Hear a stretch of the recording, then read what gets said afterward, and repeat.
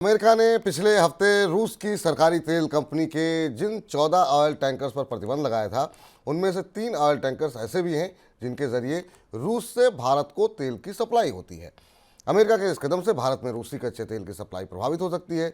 रूस की कंपनी $60 पर बैरल से ऊपर के भाव पर तेल की सप्लाई कर रही है, जिस वजह से अमेरिका ने उसके ऑयल टैंकर्स पर प्रतिबंध लगाया है। सर, अब रूस से कच्चे तेल की सप्लाई होगी कैसे?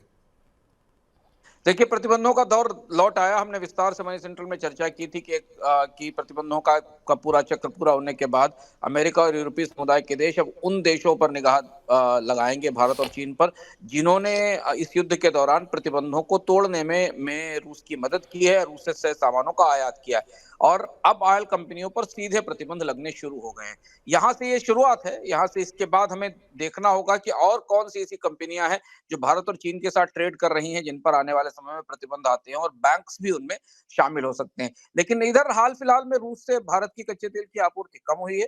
भारत ने वापस अपने पुराने बाजार की तरफ मध्य पूर्व के बाजार से तेल की खरीद शुरू की है। इसलिए तात्कालिक तौर पर कोई सप्लाई पर बड़ा असर नहीं पड़ेगा।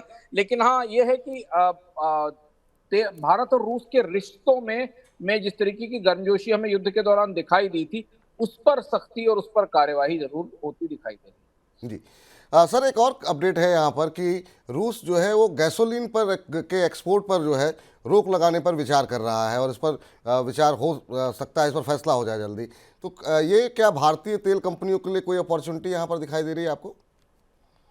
रूस के पास निर्यात की बहुत सीमित संभावनाएं बची हैं। अभी भी प्रतिबंधों के तहत $60 पर बैरल के नीचे का कच्चा तेल और कुछ हिस्सा गैसोलीन का वो यूरोप के देशों को निर्यात कर सकता है। लेकिन अब जो परिस्थितियां हैं उसमें रूस शायद यूरोप पर और ज्यादा सख्ती करने की कोशिश करेगा। हालांकि उसका नुकसान उसको होने वाला है, पर भारत के लिए तो अपॉर्चुनिटी है ही। पिछले 2 साल में भारत की कंपनियों ने कच्चे तेल के निर्यात करके एक बड़ा मार्केट यूरोप में हासिल किया है रिफाइनिंग प्रोडक्ट का, और उसका उसी वजह से सरकार को ऑयल के एक्सपोर्ट के ऊपर टैक्स भी लगाना पड़ा था। तो ये बाजार तो तैयार मौजूद है ही भारत की कंपनियों के पास, जो आने वाले समय में इसका इस्तेमाल करेंगे।